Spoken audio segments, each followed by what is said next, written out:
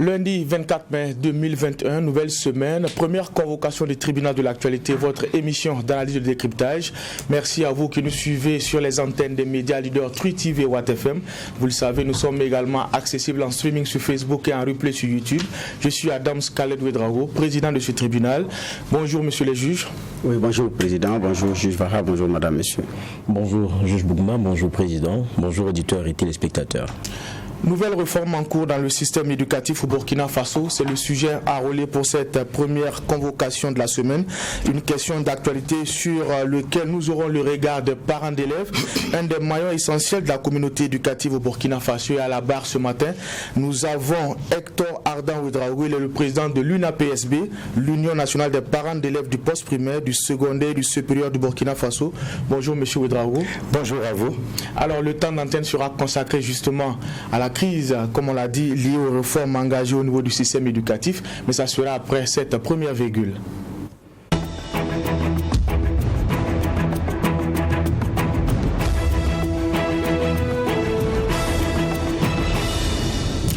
Et pour la partie avant-propos, nous allons donner la parole au juge Bougma. Merci président, je voudrais souhaiter un très bon lundi à tout le monde, comme il est de coutume chez moi. Donc également une très bonne semaine. Une période de l'année où on s'achemine également vers le début de pluie, pour ne pas dire la saison de pluie. Donc petit à petit on y va avec une chaleur torride, par moments de vent, de poussière, mais aussi c'est comme ça le début de saison dans nos pays sahéliens. Donc c'est souhaiter que l'année se passe bien et que la pluviométrie également soit une bonne pluviométrie, mais c'est aussi souhaiter beaucoup de courage aux élèves qui sont aussi dans les dernières lignes droites pour les compositions de fin d'année. Donc je souhaite également, parce que d'ici là aussi on va rentrer dans le 6e mois de l'année. Donc pour ceux qui ont fait des planifications, qui ont fixé des objectifs, on est pratiquement au 6e mois. C'est aussi l'heure de l'évaluation et des réajustements pour que dans les 6 prochains mois aussi qui vont venir, le bilan puisse être satisfaisant. Donc beaucoup de courage à tout le monde et agréable semaine à vous tous. Merci juge Bougma. À présent nous allons écouter le juge Var. Oui, merci président. Moi, mon avant-propos va concerner la RDC avec ce qui a fait susciter beaucoup de frayeur. Palon Gouma, c'est l'éruption du volcan Nyiragongo. On a tous vu les images qui ont été les plus partagées sur les réseaux sociaux et on a vu ces laves-là qui commençaient à inquiéter un peu la ville et puis ces milliers d'habitants qui avaient décidé de fuir Karmagoma et beaucoup se sont retrouvés vers la frontière avec le Rwanda. Et ce qui est intéressant déjà, c'est que petit à petit, les nouvelles rassurantes ont commencé à sortir puisque les autorités locales ont parlé de l'intensité moins accrue, notamment de la sortie des laves et puis de ce que la situation petit à petit est en train d'être au constat moins dangereuse. Et donc ce qui a favorisé aussi le retour de quelques ressortissants de Goma. Et je dis encore, c'est des images qui nous ont fait un peu peur parce qu'on n'est pas trop habitué à ce genre de catastrophe naturelle là. C'est quand même très rare pour nous et c'est penser à ce peuple là et puis espérer que bon, comme le disent les autorités, les choses vont vraiment se tasser et que bon, la vie de tous les jours va bien reprendre dans cette ville là. Merci, messieurs les juges. Merci également à l'équipe de réalisation de cette émission, le tribunal de l'actualité. Je le disais à l'entame de cette émission, à la barre du tribunal de l'actualité ce matin, Hector Ardan Ouedraogo, il est le président de l'UNAPSB, l'Union nationale des parents d'élèves du poste primaire, du secondaire et du supérieur du Burkina Faso. Alors il est également, depuis fin mars 2021, le président élu de l'International des parents d'élèves. Bonjour et bienvenue. Et merci une fois de plus d'avoir accepté, sinon répondu à notre convocation. Alors je le disais, vous êtes président de l'IPE depuis mars 2021. Présentons-nous un peu cette structure-là et votre feuille de route. Très bien. C'est vrai que depuis avant donc de répondre à votre question, je voudrais présenter mes condoléances aux familles éplorées suite au décès de 2 élèves il y a de cela quelque temps. D'abord, l'élève Kinda Cécile précédemment en classe de 3e à Kongoussi, au collège Sainte-Bernadette des Sœurs de l'Immaculée Conception à Kongoussi. Et depuis hier, en début d'après-midi, l'élève Abdou Sinare de la classe de 6e 2 du lycée municipal de Paspanga. Je m'incline au nom de l'UNAPSB, de tous les parents d'élèves, devant la mémoire de nos 2 enfants et en demandant à Dieu de recevoir leur âme et que leurs âmes reposent en paix. Pour revenir donc à votre question, répondre à votre question, je dirais que depuis le 27 mars dernier, s'est tenu à Dakar le congrès constitutif de l'international des parents d'élèves et d'étudiants à l'échelle mondiale. Et à l'issue donc de ce congrès, j'ai été élu par mes pairs comme président de cette organisation mondiale. Et mon rôle, ou du moins les objectifs qui me sont donc assignés, c'est quoi? C'est pour mieux affirmer notre rôle de premier responsable de l'éducation de nos enfants. Ça, c'est un. Deuxièmement, contribuer efficacement à une éducation de qualité pour la jeunesse du monde entier. Échanger des idées sur nos préoccupations communes de parents d'élèves et pour lutter contre les inégalités éducatives qui contreviennent aux droits humains. Et aussi pour mieux articuler notre action éducative avec celle des professionnels de l'éducation et des structures étatiques. En un mot, pour mieux faire entendre notre voix de parents d'élèves et d'étudiants dans les instances nationales et internationales. Le secrétariat exécutif permanent de cet IPE est situé donc, est basé à Dakar au Sénégal et également la présidence a échu au Burkina Faso à ma personne au cours donc de ce congrès constitutif. D'accord. Vous avez un mandat de combien de... J'ai un mandat en principe de 2 ans et qui commence dès mon investiture, dont la date est prévue pour le vendredi prochain, le 28 mai, dans la grande salle de conférence de Ouaga 2000, sous le patronage de son Excellence Rochma Christian Kaboré, président du FASO, chef de l'État, mais également le parrainage de nos 2 ministres, Éducation nationale et enseignement supérieur, et le coparrainage du maire de la ville de Ouagadougou. D'accord. Merci, M. Ouadarou. Nous sommes dans les questions de généralité, Monsieur les juges. Alors, vous dites que c'est un congrès constitutif. Autrement dit, ça n'existait pas. Exactement. Exactement.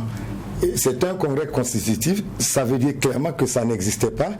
Et c'est justement au cours de nos rencontres à Paris, ensuite à Grenoble, puis à Marseille, que des dizaines de fédérations et d'associations de parents d'élèves et d'étudiants à l'échelle mondiale ont lancé un appel pour la mise en place de ce congrès, de cette internationale donc, des parents d'élèves.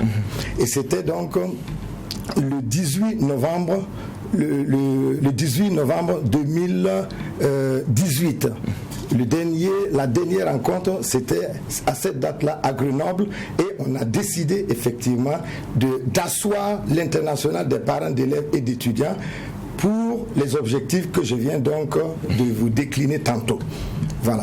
Et à l'issue donc de cela, vous connaissez la suite. D'accord. La structure revendique combien de pays membres?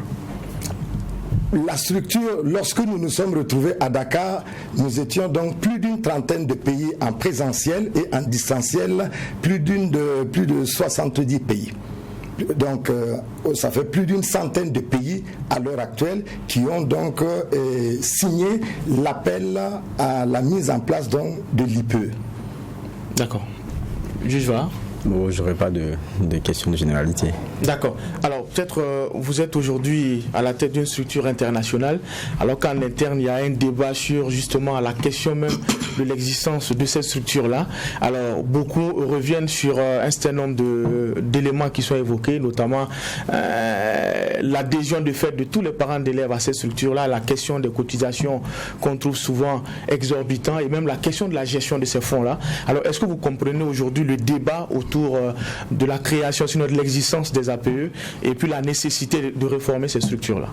Oui, et vous savez, à partir du moment où un parent d'élève a un enfant inscrit régulièrement dans un établissement, un enfant ou des enfants inscrits dans un établissement, ce parent d'élève ou ces parents d'élèves sont de facto membres de l'association des parents d'élèves. Et ces parents d'élèves, dans le but de faire fonctionner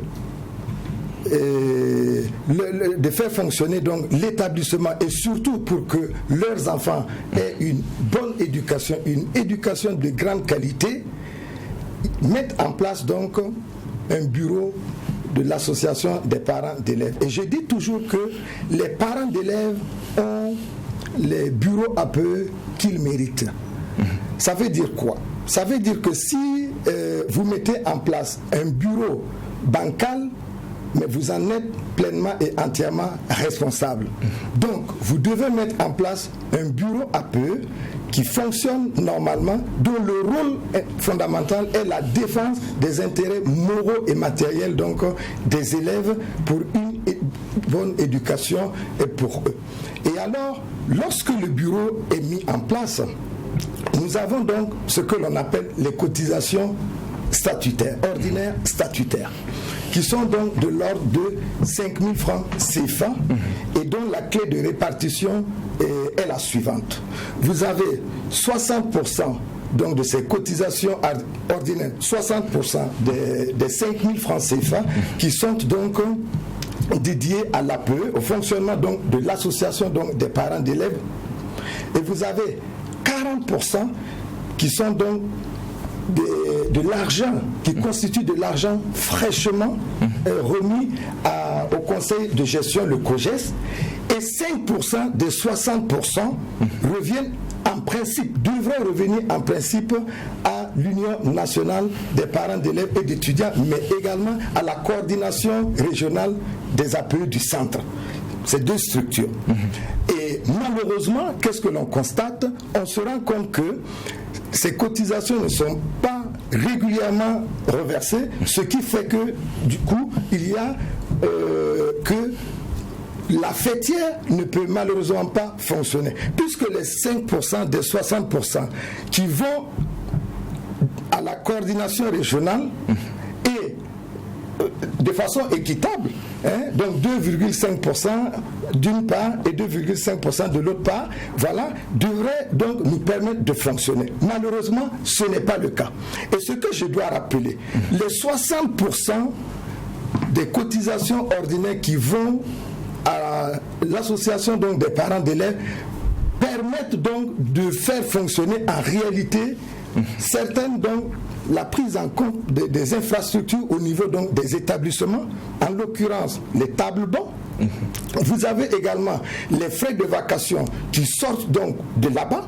Et je dois vous rappeler au passage que les frais de vacation pris en compte par justement au titre de ces cotisations montent à hauteur de plus de 16 à 17 milliards de francs CFA. Et pour la seule année, par exemple, de 2016, c'est assez illustratif de mon point de vue. Vous dites donc que si les APE, en réalité, n'existaient pas, il n'y aurait pas du tout de fonctionnement au sein donc, des établissements. Mais cela doit être clair aux yeux de tout le monde. Les APE, les établissements existent et fonctionnent parce que les associations donc, des parents d'élèves et surtout les cotisations statutaires sont bien là. Okay. Alors que ce qui est relais sont à 2 points. Le premier point, vous dites que c'est une association. Donc certains parents, j'inscris mon enfant parents, ce que je cherche, c'est que l'école se déroule bien, j'ai versé. Donc, le militantisme dans l'association des parents d'élèves, qui est une association, le principe du militantisme, c'est la liberté. Donc, vous dites que ça doit être de fait, alors qu'il y a des parents qui ne l'entendent pas de cette oreille. Deuxième point de discorde, c'est la durée de vie de certains présidents d'APE, qui est là depuis des années, où certains finissent de l'école et repartent, et pour revenir enseigner dans la même école, ils trouvent le même parent qui n'a même plus un enfant dans l'école, mais qui est président APE. Donc, ce sont, entre autres, le manque de transparence aussi dans les gestions, ce sont entre autres griefs que beaucoup de parents font à ces APE-là. Que répondez-vous, M. Draou? Je vous remercie, Monsieur le juge, et les éléments de réponse que je voudrais apporter à ces interrogations sont assez simples et même clairs de notre point de vue. Alors, d'abord, selon nos textes fondamentaux, c'est-à-dire les statuts et le règlement intérieur, la durée de vie, lorsque un bureau est mis en place, c'est pour une période donc, de 4 ans renouvelable une seule fois. 4 ans. C'est harmonisé à toutes les écoles maintenant. Harmonisé, les textes fondamentaux sont assez clairs. Ici, moi je peux vous exhiber une attestation donc de renouvellement de récépissé. Je peux également exhiber à vos yeux et aux yeux donc des téléspectateurs le journal officiel en date donc du 24 décembre 2020 où tout cela est clair. Alors, donc les APE de base, lorsque elles sont mises en place, c'est pour une période de 4 ans renouvelable une seule fois. Et si ces structures-là fonctionnent normalement, à l'issue donc du mandat donc du président, il devrait passer la main. Et ce que je dois, ça c'est un. Deuxièmement, vous évoquez le manque de transparence. Oui, mais c'est ce que je viens de vous dire. Les parents d'élèves sont responsables des bureaux APE qu'ils mettent en place. Si vous mettez un bon bureau, vous élisez un bon bureau, mais vous aurez d'excellents résultats. Mais si vous mettez un bureau qui est bancal, mais vous n'avez qu'à vous en prendre à vous-même. Je vous donne un exemple. Lorsqu'il est question donc d'élire un trésorier au niveau du bureau APE, vous devez quand même vous assurer que la personne qui se porte candidat a non seulement les aptitudes requises, mais également les compétences. S'il n'a pas le minimum requis, cela me semble un peu difficile. C'est-à-dire, le minimum, c'est quoi? Avoir quand même des bases élémentaires en matière donc, de gestion, de comptabilité, et de finances, etc.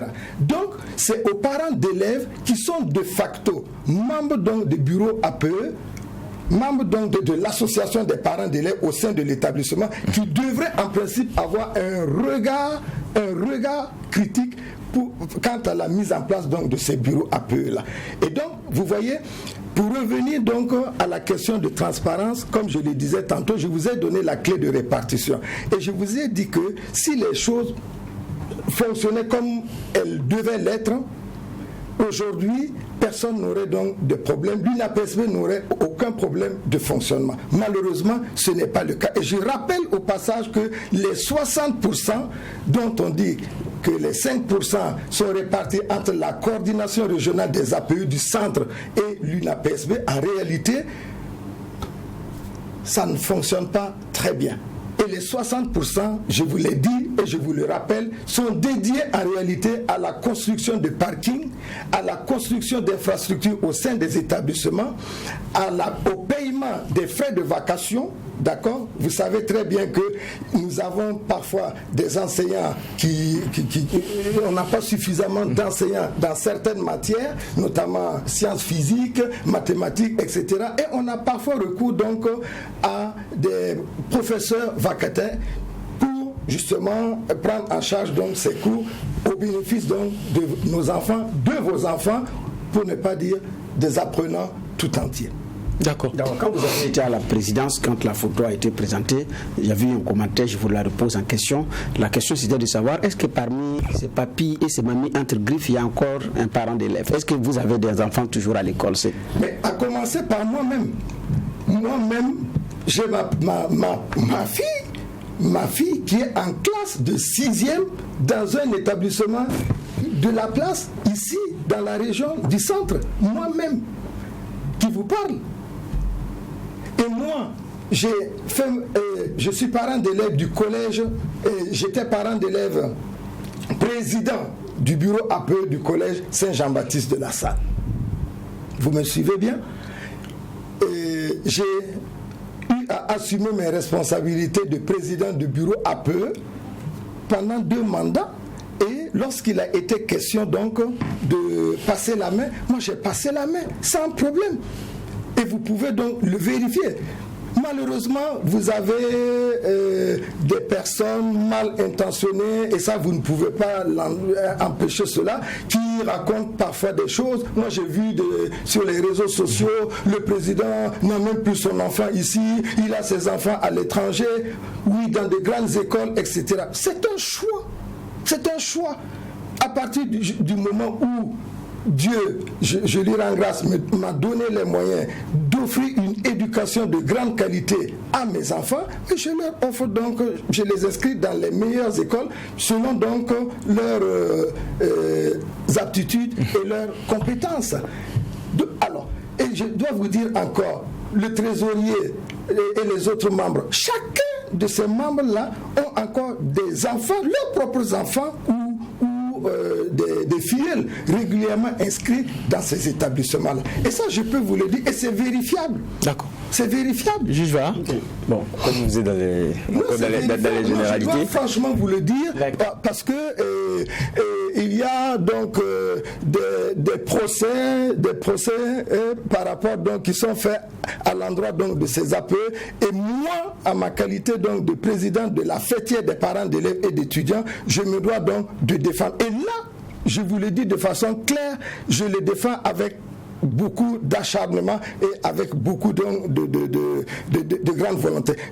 Pour terminer, je vous dirais que il n'y a pas très longtemps, on a été informé d'un président du bureau APE, de quelqu'un du moins qui était président dans au niveau de 3 bureaux APE.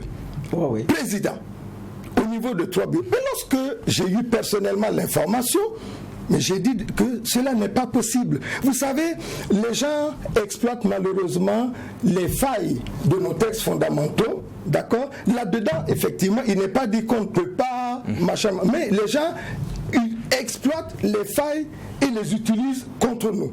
Mais il y a des choses qui relèvent du bon sens. Vous ne pouvez pas être président du bureau APE, par exemple, au lycée Philippe Zenda Kaboré, et être président du bureau APE au collège Saint-Jean-Baptiste de la Salle, et ainsi de suite. Ça n'a pas de sens. Vous n'avez même pas suffisamment de temps pour vous consacrer déjà pour un seul bureau APE.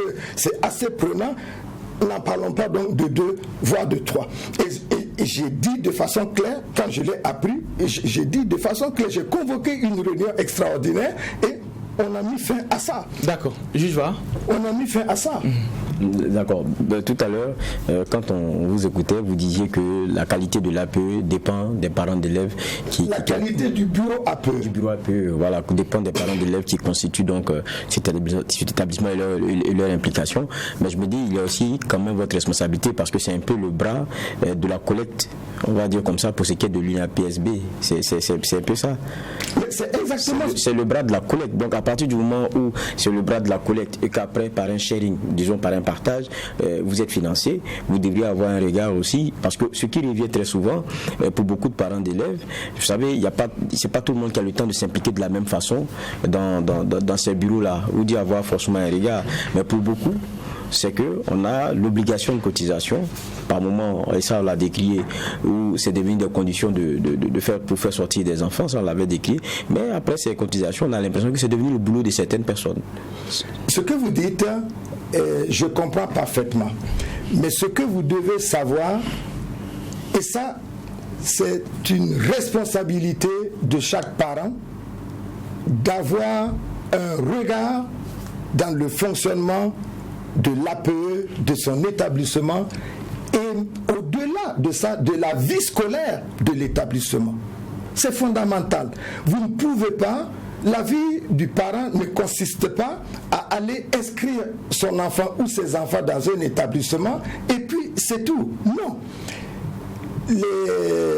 Les assemblées générales ordinaires, les assemblées générales extraordinaires qui sont convoquées par les présidents des APE constituent des tribunes qui sont gracieusement offertes à chaque parent d'élève pour donner son point de vue et partager donc ses expériences quant au fonctionnement donc de l'APE. Puisque l'objectif c'est quoi? C'est de faire en sorte qu'il y ait une éducation de grande qualité en faveur donc des apprenants. Mais si on vous tend, votre enfant vient vous donner une invitation à prendre part à une assemblée générale, vous ne vous rendez pas.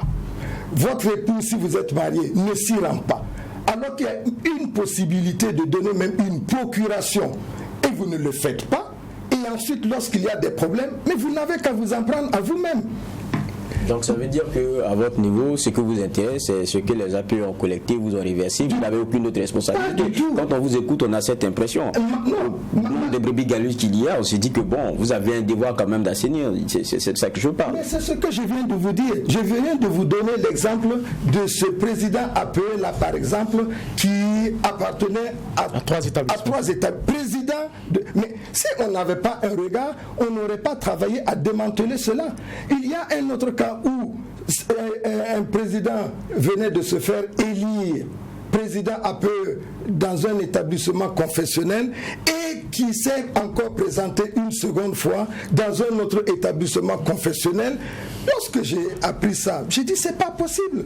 Et il y a eu une assemblée générale qui a été convoquée de façon extraordinaire par les parents d'élèves de cet établissement et ils ont mis fin à cela. Ils ont débarqué la personne. C'est vous dire que ce qui nous intéresse, monsieur le juge, ce n'est pas tant collecter des frais APE que d'avoir un regard sur le fonctionnement. Mais c'est surtout de veiller à ce que, au plan du fonctionnement administratif, au plan du fonctionnement comptable, financier et gestionnaire, les choses se passent au mieux. Et c'est ce travail que nous faisons au quotidien pour assainir donc toutes les APE où il y a des dysfonctionnements dans le seul but de redorer le blason donc des associations des parents d'élèves et d'étudiants. Merci M. Ouedraogo. Nous allons à présent nous intéresser, je dirais, au corps du sujet, ce qui nous retient ce matin. On l'a dit, depuis quelques mois, le système éducatif burkinabé connaît une crise assez profonde, nous allons le dire,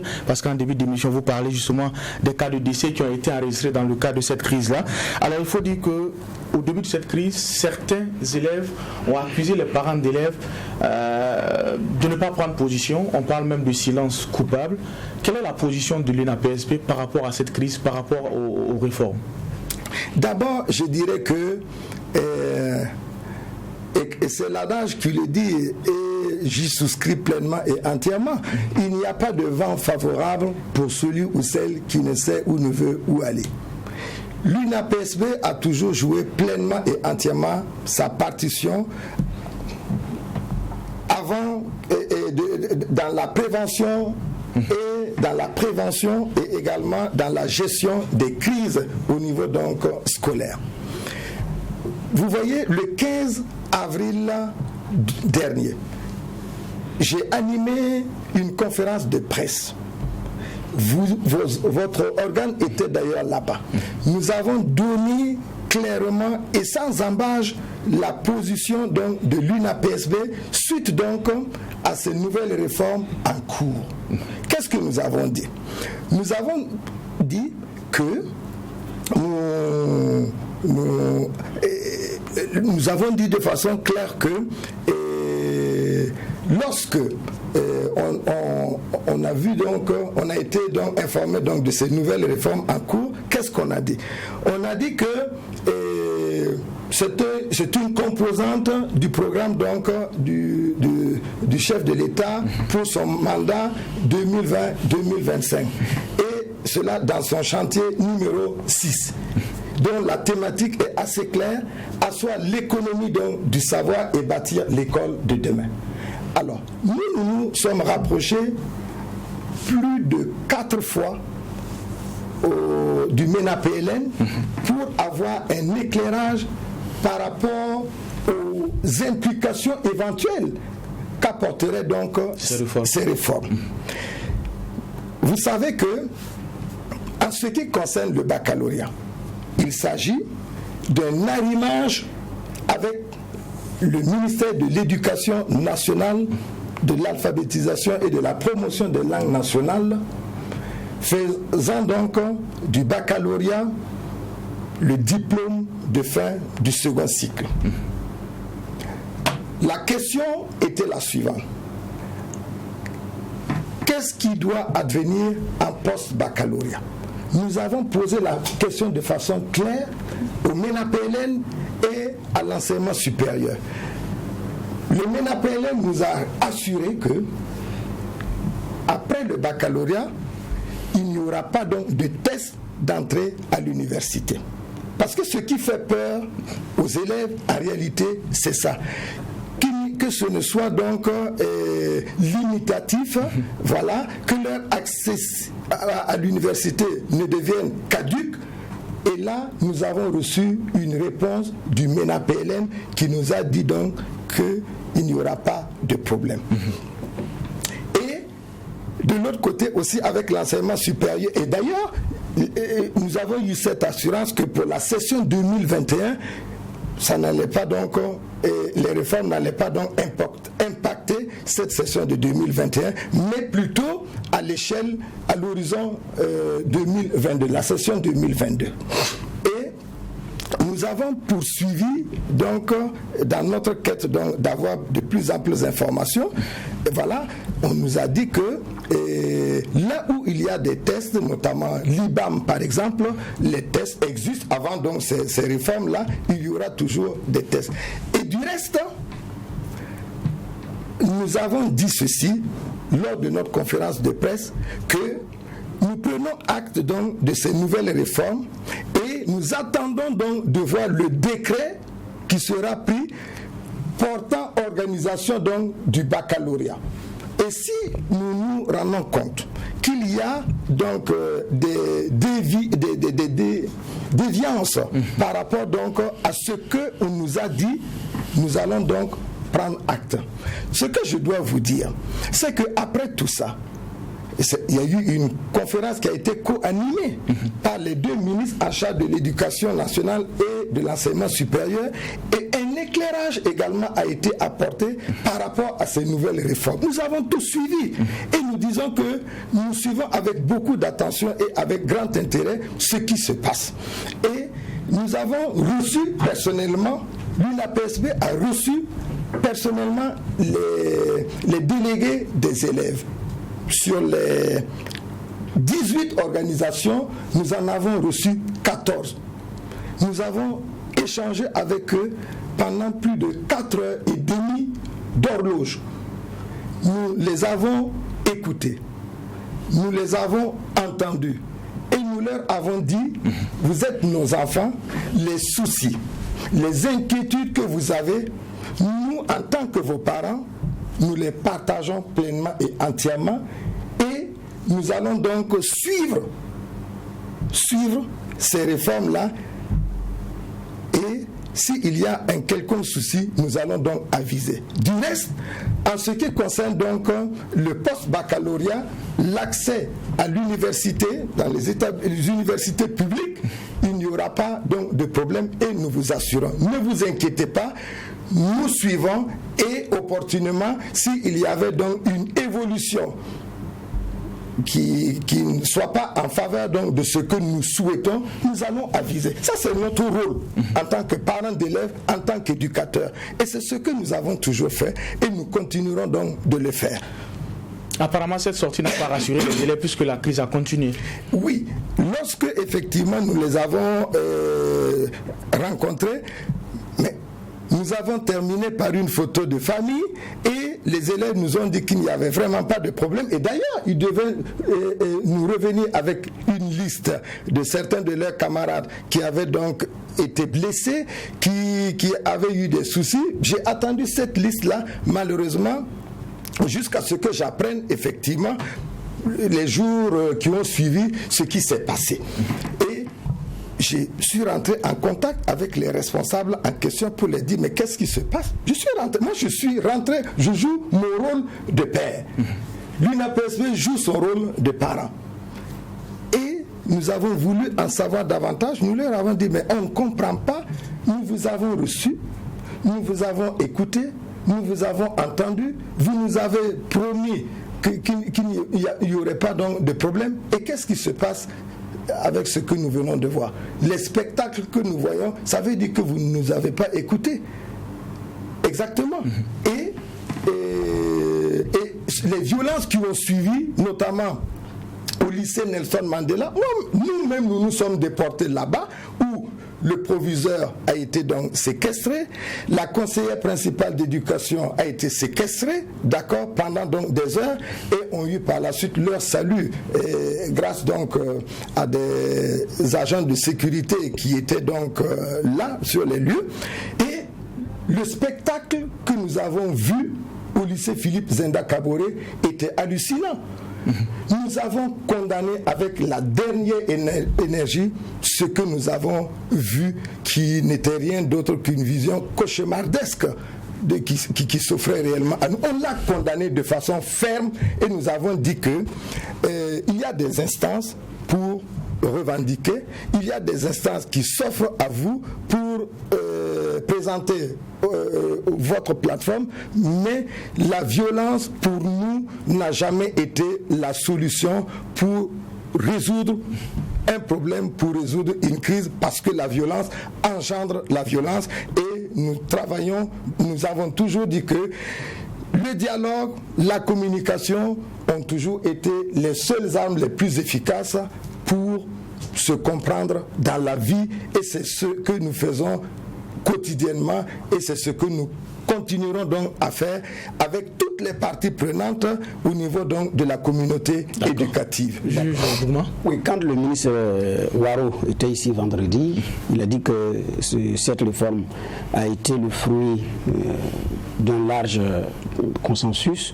Ça a été d'ailleurs une sollicitation des professeurs et des enseignants. Donc, et puis bon, un atelier à Doumbila a validé tout. Et donc la suite, il ne comprend pas pourquoi d'ailleurs les autres acteurs ne disent rien par rapport à ce qui a été donné. Il avait dit qu'il n'y avait pas de précision par rapport à l'organisation. C'est seulement lui ses attributions, c'est dans lui ses attributions, le décret qui a précisé les choses, et tout est parti de là.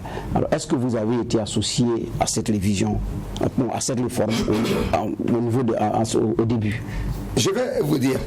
Et en ce qui concerne l'atelier de concertation qui relatif aux épreuves, notamment les sciences de la vie et de la terre, et d'histoire et de géographie, je dois rappeler que cet atelier de concertation s'est tenu à Lumbila du 9 au 11 novembre 2020, et l'UNAPSB n'a malheureusement pas été associée. Non. Et hier d'ailleurs, j'étais l'invité avec le ministre Waro sur BF1, et je l'ai rappelé. Non seulement hier je le lui ai rappelé, mais lorsque nous avons pris connaissance de cet atelier de concertation, d'accord, qui s'est tenu à Lumbila, lorsque j'ai eu possession donc du document, je le lui ai envoyé et j'ai dit, voyez monsieur le ministre, l'UNAPSB n'a pas été associé donc à cet atelier, d'accord, il faudrait donc faire attention avec vos structures déconcentrées pour que ce qui s'est passé, c'est sans doute une omission une omission, mais il faudra veiller à ce que dorénavant l'UNAPSB, qui est partie prenante au niveau donc de la chaîne du système éducatif burkinabé, qui joue un rôle fondamental, qui est un maillon de grande qualité, mais que cela vraiment, qu'il fasse vraiment diligence afin que cela ne se reproduise pas. Donc nous n'avons pas pris part à cet atelier donc de concertation. Là-dessus justement, moi j'ai une question. De ce que j'ai pu comprendre, de ce que le ministre disait, parce qu'on l'avait enregistré vendredi, sur cet atelier, c'était technique. Et c'était ceux qui avaient pour vocation évaluer, qui, au regard d'un certain nombre d'éléments qui concernent la pédagogie de façon pure, on lui a fait des propositions et discuté sur des points qui sont techniques. Qu'est-ce qu'un parent d'élève va chercher là-bas? Mais qu'est-ce qu'un parent ne va pas chercher là-bas? Qu'est-ce qu'un parent va chercher là-bas auquel un n'aurait pas droit? Parce qu'on est dans du technique sur l'enseignement. Oui, non mais les parents d'élèves, comme je vous l'ai dit, ont toujours pris part aux réformes qui se sont toujours présentées au niveau donc de notre système éducatif. Et le parent d'élève a son mot à dire par rapport donc à toute réforme en cours. D'ailleurs, pourquoi pour les assises nationales à venir, pourquoi les parents d'élèves ont été conviés déjà à ça? C'est parce qu'ils ont un rôle fondamental à jouer. Ce sont leurs enfants, c'est l'avenir de leurs enfants, et à partir de ce moment-là, il y a des parents d'élèves qui sont donc des enseignants, il y a des parents d'élèves qui sont des techniciens de l'éducation, il y a des parents les parents d'élèves ont leur mot à dire par rapport donc à tout ce qui se passe. Je suis d'accord avec vous. Okay. À un certain niveau, oui, vous avez votre contribution à apporter, vous avez votre mot à dire. Mais je dis, quand on est dans la conception de ces outils pédagogiques-là, on est dans la décision de l'évaluation, j'ai dit, qu'est-ce que vous allez y chercher? À certains niveaux, on peut comprendre que vous y soyez. Oui, mais sur ce débat technique, je dis, qu'est-ce que vous allez y chercher? Si ce n'est que, bon, quelquefois, comme on a l'habitude, on a des ateliers, on envoie tout le monde, il y en a qui travaillent parce qu'ils sont concernés au premier titre, et puis les autres, bon, on a fini, on prend les pédiams, on s'en va. Non, mais là, ce n'est pas une histoire de perdiémite. Je suis désolé, monsieur le juge. Le parent d'élève, notamment dans cet atelier de concertation, aurait eu son mot à dire, puisqu'il s'agit il y aurait après un atelier donc de validation. Mais lorsque l'on parle donc de ce cadre de concertation où il y a eu quand même une évolution en ce qui concerne les épreuves donc de SVT et puis également donc d'histoire et de géographie, d'accord? Mais il y a des évolutions au niveau donc du système éducatif et le parent d'élève a toujours un mot à dire et apporter donc une contribution à la matière. Pourquoi? Parce que c'est l'avenir donc de leurs enfants ou de leurs enfants qui en dépendent. J'ai là-dessus une autre question, parce que bon, là-dessus même on avait, je pense que le ministre nous disait à demi-mot et vendredi que sur certaines questions il n'en est pas un puriste, donc c'est eux qui savent pourquoi ils ont décidé ainsi, et donc lui il est aussi parent d'élèves, mais il dit sur la matière, sur cette question de proposition, il y a des puristes du domaine dans l'enseignement qui regardent les choses et qui font des propositions. Et je m'avais encore posé une question qui pour moi peut paraître un peu même plus personnelle ou axée sur la crédibilité des parents d'élèves que vous représentez aujourd'hui.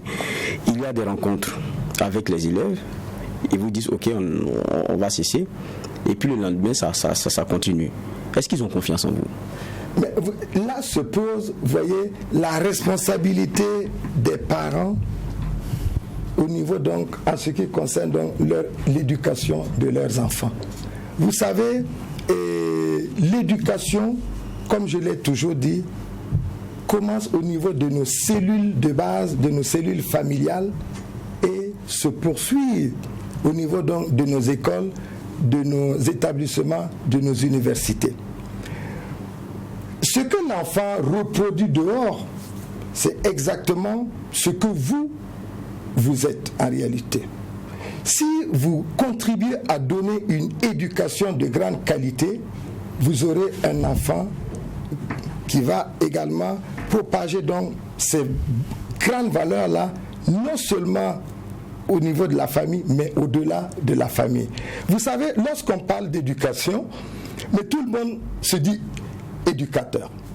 Malheureusement, lorsque on rentre dans le vif du sujet, on se rend compte que tous les parents ne sont pas de bons éducateurs. C'est comme le commerce. On parle de commerce, tout le monde pense que s'il veut, il peut réussir dans le commerce. On commence, on se lance et après on se rend compte que malheureusement on n'a pas les aptitudes ou encore moins les compétences requises pour faire du commerce et devenir millionnaire ou milliardaire. C'est la même chose. C'est-à-dire que les parents doivent jouer un rôle fondamental en ce qui concerne l'éducation de leurs enfants, parce que lorsque l'enfant réussit, on dira que c'est l'enfant donc de la société. Mais lorsque l'enfant n'a pas réussi, on va dire c'est l'enfant de X, c'est l'enfant donc de Y. Et alors, la responsabilité des parents est posée à l'heure actuelle. Leur rôle fondamental est posé au niveau donc de la cellule familiale.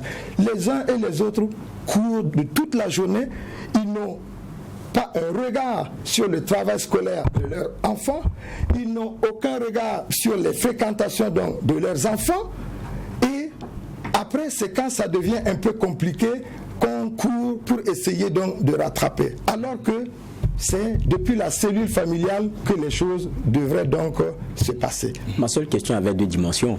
La première que vous avez abordée est très intéressante et je m'aligne là-dessus, sur la question des rapports parents-enfants, les choses qui ont évolué sur lesquelles les parents devraient beaucoup s'assumer et être plus regardants. Mais il y a l'autre réalité, j'ai dit, est-ce que les enfants ont confiance en vous? On est sur un autre terrain, je termine.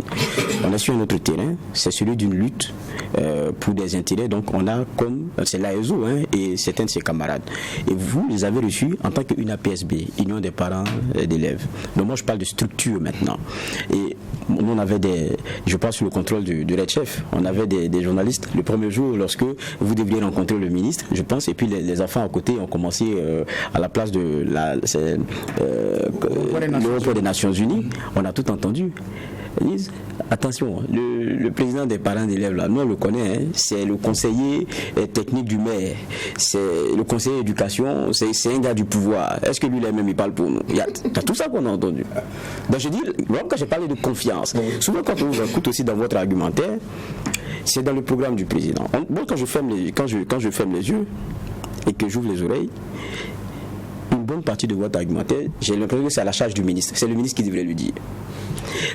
Tout à l'heure, vous argumentiez, vous avez parlé et je vous ai écouté avec commisération. Vous avez parlé du gouvernement que vous avez rencontré, donc du décideur, vous avez parlé des élèves, mais aujourd'hui, quand on regarde, il y a les élèves, c'est vrai, mais il y a le corps enseignant dont une partie n'est pas d'accord avec la dynamique qui est en train d'être enclenchée. Je pense que vous le disiez, vous savez leur position. Est-ce que vous-même les avez rencontrés? Voilà pourquoi je pose la question de la confiance. Alors, vous voyez, lorsque vous avez évoqué 2-3 points, lorsque je dis par exemple que c'est dans la vision donc du chef de l'État, je ne suis pas porte-parole du gouvernement, encore moins du président du président du FASO. Non, c'est parce que j'ai toujours aimé la lecture, j'ai toujours aimé aller à l'information. C'est mon travail, j'aime bien vous écouter lorsque vous passez au niveau des médias, dans le seul but donc d'avoir l'information juste, vraie. Et lorsque effectivement les gens disent oui mais conseiller oui, quand quelqu'un a des aptitudes et des compétences requises pour tel ou tel domaine, moi je pense que en tant que soldat de la République, il peut aller donc, il peut accepter de remplir donc une certaine mission, il peut accepter effectivement donc les responsabilités que telle ou telle autorité voudrait bien lui confier. C'est ça, c'est vrai. Je suis conseiller technique en charge de l'éducation, de la santé et puis des questions sociales.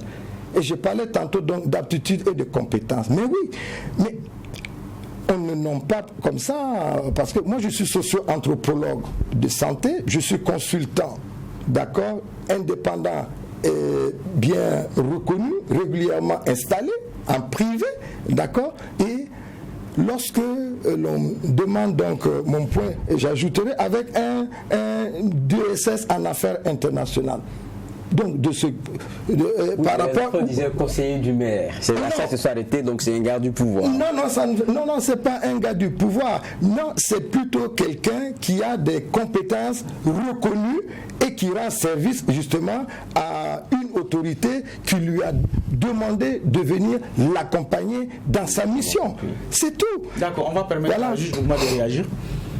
Bon, réaction sur cette affaire, je ne sais pas quoi dire, mais je sais que la crise atteint des proportions. Il y a des établissements, nous avons appris aussi qu'il y a des localités où les gouverneurs ont décidé de fermer les écoles de certaines provinces. Bon, on est déjà à 2 décès. Dans cette crise, il y a aussi des blessés, donc il y a aussi qu'il y a des parents d'élèves que tout le monde regarde, parce qu'à l'origine, il y a des parents aussi qui ne comprenaient pas de quoi est-ce qu'il s'agit véritablement, parce qu'en face il y avait une autorité qui était muette, qui ne disait rien. Il a fallu que le ministre revienne ici pour dire que ça a été et nous sommes surpris de ne pas comprendre également le silence de plusieurs acteurs qui ont été des acteurs de premier plan à un moment donné où on avait besoin d'explications. C'est pourquoi moi je posais la question de savoir si les parents d'élèves avaient été associés, et la réponse effectivement avait été non. Mais maintenant le ministre refuse de recevoir les élèves parce que pour lui ils ne sont pas légaux, il doute qu'ils aient un récépissé en bonne et due forme, parce qu'il a même dit que l'ancien président avait promis le récépissé, mais il n'a pas envoyé parce qu'il avait dit que celui qui avait le récépissé était dans le coma, et finalement ils ne sont pas venus avec. Alors vous êtes parents d'élèves, par rapport à pouvoir arrondir les angles entre les deux, il y a des gens qui se disent nous sommes légitimes même si on n'est pas légal, mais il y a un climat social à apaiser. Moi, ce que je voudrais savoir, en tant que parent d'élève, votre rôle entre les deux acteurs. Ok. Moi, avant de répondre à votre question, je voudrais encore une fois de plus apporter un éclairage. Vous voyez, le 15 avril 2020, nous avons animé donc une conférence de presse pour prendre un peu l'opinion nationale et internationale à témoin par rapport donc à la position de notre fêtière. Le 30 avril, nous avons sorti un communiqué pour appeler, suite au décès, la veille, de l'élève Kinda Cécile de Kongossi, pour appeler toutes les parties prenantes à la retenue et surtout au sens de responsabilité. Avant ça, je vous l'ai dit sur votre tribune ici, que le MENA-PLN nous a reçus au moins 4 fois. Au moins 4 fois. Pour discuter justement de tout ça. L'enseignement supérieur nous a reçus 2 fois. Le professeur Al-Kassoum nous a reçus 2 fois. Même 3 fois. Pour discuter donc de ces questions. Je vous ai dit dans la foulée que nous avons reçu les élèves, les délégués des élèves, 14 des 18 pour discuter de ces nouvelles réformes en cours. J'ai été reçu le 9 mai au journal donc de 13h de la RTB. Dans les médias de la place. La RTB, d'accord, pour donner notre position par rapport donc à ces nouvelles réformes. Le 11 mai dernier, à la demande des proviseurs de la région du centre, avec à leur tête le proviseur du lycée Philippe Zenda Kabore, Alexis Kelem, nous sommes allés les rencontrer et échanger avec eux sur la crise en cours qui prenait des proportions inquiétantes, parce qu'à un moment donné, ça devenait assez inquiétant effectivement. Au-delà de tout ça, j'ai été donc, comme je vous l'ai dit, sur True TV, donner donc notre point de vue par rapport donc à ce qui se passe. Aujourd'hui, je suis avec vous, d'accord, pour apporter également un éclairage par rapport donc à la position de la fêtière des parents d'élèves et d'étudiants, qui est très claire, L'UNAPSB travaille pour une éducation de grande qualité en faveur des enfants. Pour réagir à ce que vous avez posé comme question, nous jouons un rôle pour amener le calme, pour amener la paix au niveau donc de tout ce qui se passe. Est-ce que vous avez dit, monsieur le ministre, c'est vrai, ils ne sont pas légaux, mais compte tenu de la situation, pour détendre l'atmosphère, ne serait-ce que de leur dire, voilà ce que nous allons faire, voilà ce que nous allons faire, nous sommes à telle étape, repartez à l'école, mais au moins, est-ce que ça vous lui avez dit? Lorsque nous avons rencontré les enfants, je leur ai demandé si nous étions amenés à trouver un cadre de concertation tripartite entre le ministre, vous, élèves, et nous. Est-ce que vous seriez donc favorable pour prendre parti? Ils m'ont dit oui. J'ai rencontré le ministre, j'ai appelé le ministre dès que j'ai fini les échanges avec eux. J'ai échangé avec monsieur le ministre. Monsieur le ministre m'a dit, a priori, il n'y a pas donc de problème, mais lui, il aurait plutôt aimé échanger avec des élèves qui est donc quand même un récépissé à la matière. Alors ça c'est connu, on l'a reçu sur ce plateau, on a eu sa lecture sur la question. Nous allons vous dire merci, nous sommes au terme de cette émission. Le temps qui nous est imparti est arrivé à sa fin. En tout cas, merci monsieur Ouedraogo Ardan Hector, vous êtes le président de l'UNAPSB, l'Union nationale des parents d'élèves du post-primaire, du secondaire et du supérieur du Burkina Faso. Avec vous, nous avons parlé justement de la crise qui secoue le système éducatif. Et je l'ai rappelé, vous êtes également président élu de l'International des parents d'élèves et d'étudiants. Vous serez certainement, et vous l'avez rappelé, installé le 28 mai prochain à Ouagadougou dans vos nouvelles fonctions. Merci d'être passé. Nous allons également dire merci à monsieur les juges pour les différentes clés de lecture. On se donne rendez-vous demain pour la même mission. Posez un regard critique sur l'actualité, mais en attendant, restez fidèles au programme des médias leaders Truth TV et Watt FM.